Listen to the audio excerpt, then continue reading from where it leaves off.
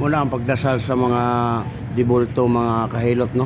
Makita nimo nga ginaparid nila ang mga santos nga binuhat sa tao. Kahuman ilan ang dasalan mo na siya. Ang Ginoo galit kay ani niya kay dibulto man siya. Gawa sa mga tao baka nang dibulto ka ng sana balik-balik nga pag-ampo mo na siya. Makita ninyo nga dili yun malipay ang Ginoo.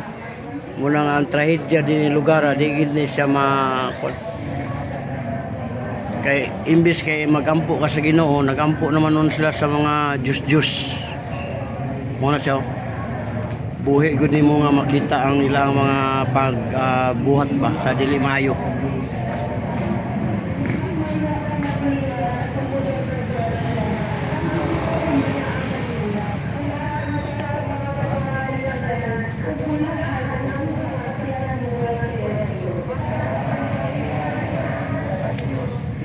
Ang Ginoo dili gyud malipay ani mga kahilot, no?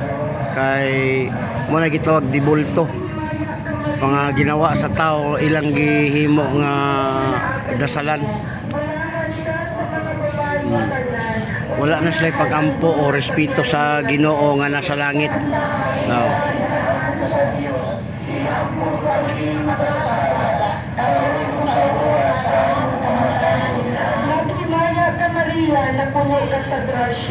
Kana si Maria mga kahilot nga usa na siya kapatay nga na inahana siya ni Jesus pero dili na siya pwede ampuan.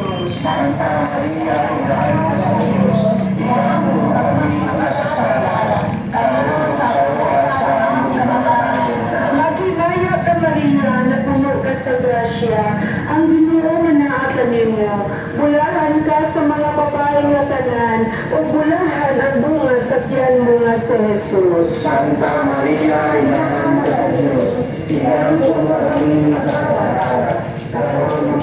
Grabe ang pagbuhat nila pag-insulto sa Ginoo mga kahilot, no?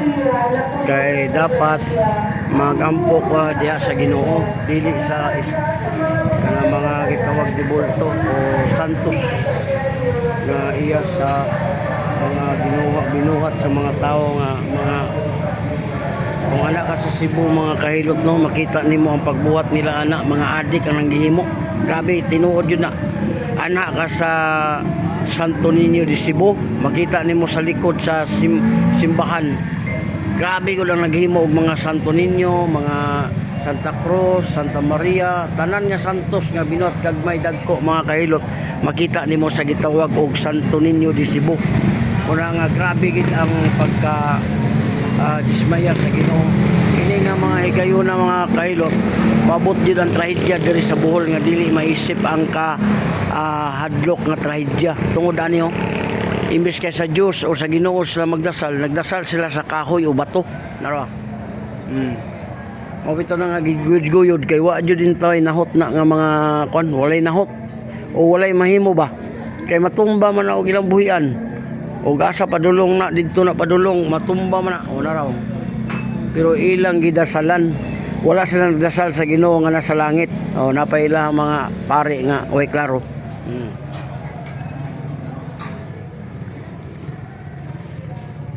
Lipay kay ang yawa ani mga kahilot, no, sa ilang gihimo. Pero wa tay mahimo kay mo man ang ilang ginaano, pero ato lang ginasulti diri nga di gid siya maayo. Kay ngano ang Ginoo abuguan dili sa musugot nga magampo sa mga kahoy bato nga nasa langit nga himuon nila nga kwan nga karon nahimutabo tanawa. Ingon ana katai ang utok ani mga tawhana pero wa tay mahimo na. Magampo ta sa Ginoo, wala magampo sa Ginoo, nagampo anang mga walay klaro.